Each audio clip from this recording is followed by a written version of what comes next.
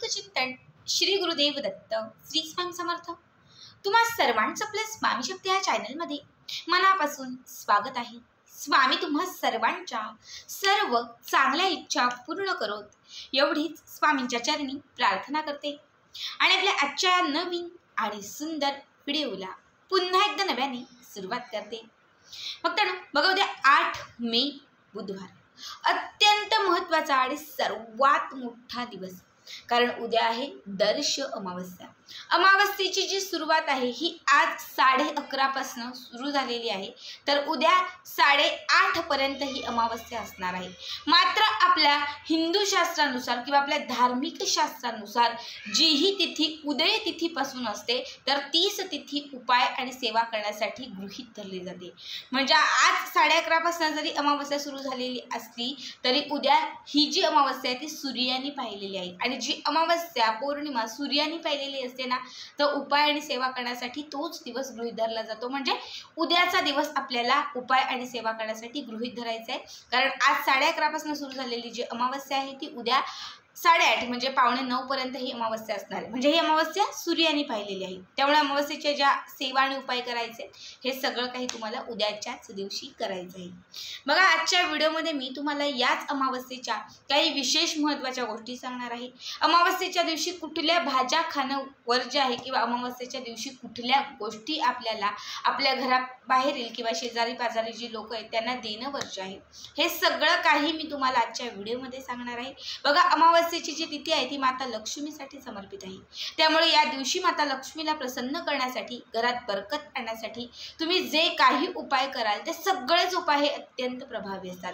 या दिवशी आपल्याला आपल्या घरामध्ये सकारात्मकता आणण्यासाठी, घराची भरभराट होण्यासाठी, घरामध्ये लक्ष्मीला प्रसन्न करण्यासाठी काही विशेष सेवा आणि उपाय करायचे आहेत। तसंच हा दिवस नकारात्मकतेचा नाश करण्यासाठी आणि बाधांपासून आपलं घर बांधमुक्त करण्यासाठीही तितकाच महत्त्वाचा आहे।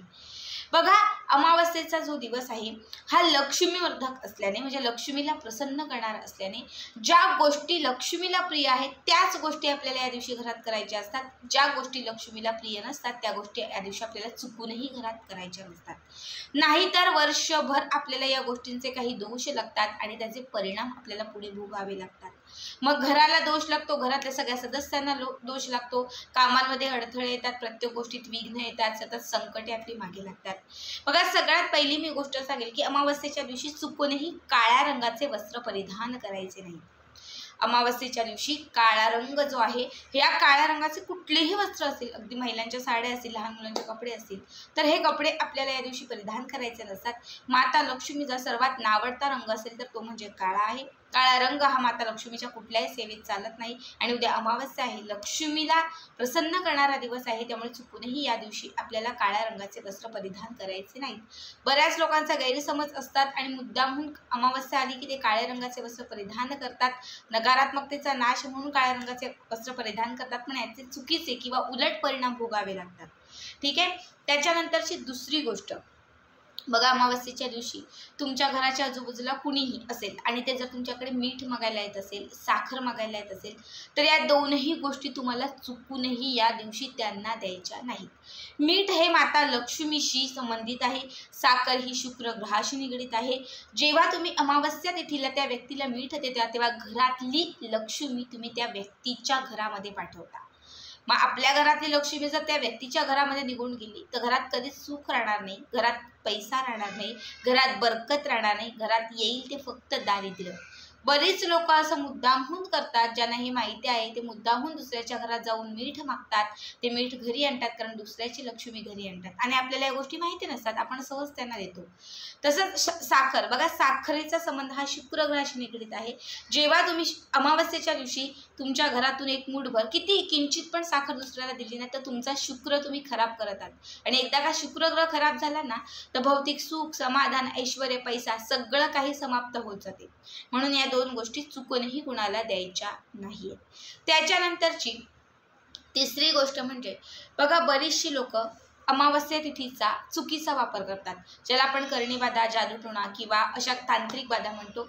अमावस्या तिथीला सर्वत्र अंधार असतो आणि अंधाराचा फायदा घेऊन बरीचशी लोक जी आहेत ती चुकीचा काहीतरी दुसऱ्यांना त्रास व्हावा किंवा दुसऱ्यांच्या प्रती काहीतरी वाईट व्हावं म्हणून बऱ्याचशा गोष्टी करतात। त्यामुळे अशी लोक आपल्याला शेजारची पाजारची अगदी आपल्याच नात्यातली अशी काही लोक असतात की जी अमावस्येच्या दिवशी आपल्याला इजा करण्याचा प्रयत्न करतात। मग ते कशातून करतात तर आपल्याला काहीतरी गोडाचे पदार्थ आणून देतात। सहसा किंवा शक्यतो पांढऱ्या रंगाचे जे पदार्थ आहेत ना ते अमावस्येच्या दिवशी चुकूनही खायचे नसतात। कितीही शेजारच्याने आणून दिलं त्यांना सांगा की दुसऱ्या दिवशी द्या, 4 दिवसात द्या, 5 दिवसात द्या, पण आज मला पांढऱ्या रंगाचा पदार्थ नको।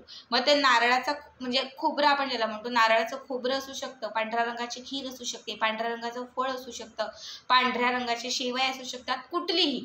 कुठल्याही व्यक्तीने शेजारच्या व्यक्तीने जर पांढऱ्या रंगाचा पदार्थ तुम्हाला अमावस्येच्या दिवशी खायला दिला तर तो चुकूनही आपल्याला खायचा नाहीये। कारण पांढऱ्या रंगाच्या वस्तूंमधून किंवा पांढऱ्या रंगाच्या पदार्थांमधून आपल्याला लवकर ती बाधा लागण्याची शक्यता असते। बऱ्याच लोकांना अजूनही या गोष्टी माहिती नाहीत। आता या गोष्टी तुम्हाला माहिती झाल्या तर आवर्जून या गोष्टी तुम्ही पुढे पाळा। याच्यानंतर बघा अमावस्येच्या दिवशी कुठल्या भाज्यांचं सेवन करायचं नाही। सगळ्यात पहिलं म्हणजे वांग्याची भाजी। बघा माता लक्ष्मीच्या सेवेत किंवा माता लक्ष्मीच्या पूजनात असेल, लक्ष्मी वर्धक गोष्टी असेल किंवा मग धनासंदर्भात कुठल्या गोष्टी असेल तर जेव्हा आपण अशा पूजा अर्चा करतो तर त्यात वांग्याची भाजी चुकूनही केली जात नाही। कारण ती माता लक्ष्मीला आपण म्हणतो की ती माता लक्ष्मीला प्रसन्न नाही। त्यामुळे वांग्याची भाजी अमावस्येच्या दिवशी आपल्या धार्मिक शास्त्रामध्ये जसं सांगितलेलं आहे त्यानुसार ग्रहण केली जात नाही। आता आमच्याकडेही अमावस्येच्या दिवशी आम्ही वांग्याची भाजी कधीच करत नाही। तुमच्याकडे जर असं काही करत असेल तर ते आत्ताच बंद करा, याने लक्ष्मी रुजते आणि त्याचा उलट परिणाम भोगावा लागतो। याच्यानंतरची दुसरी गोष्ट, ज्या भाज्या जमिनीमधून उगवल्या जातात म्हणजे बीट असेल किंवा मग कंदमुळे असतील किंवा मग बटाटे असतील, लसूण असेल, अशा ज्या गोष्टी, कांदे असतील, ज्या जमिनीतून उगवल्या जातात तर त्या वस्तूंचं सेवनही अमावस्येच्या दिवशी केलं जात नाही। याच्यानंतरची तिसरी गोष्ट आहे ती म्हणजे कोहळा। बघा कोहळ्याची जो ओला कोहळा असतो, बरीच लोक त्याला डांगर असेही म्हणतात, डांगर असेल कोहळा असेल, तर ह्या ज्या गोष्टी आहेत ना ह्या अमावस्येच्या दिवशी उपाय करण्यासाठी वापरल्या जातात, तोडगे करण्यासाठी वापरल्या जातात। त्यामुळे या गोष्टींचं सेवनही केलं जात नाही। जर तुम्ही कोहळ्याचं किंवा तुम्ही डांगराचं सेवन जर अमावस्येच्या दिवशी तुमच्या घरामध्ये करत असाल, याची जर भाजी तुम्ही घरात बनवत असाल तर तुमच्या घरात तुम्ही दारिद्र्य खेचून आणत आहात, घरात नकारात्मकता ओढवत आहात, घरात संकटांना आमंत्रण देत आहात।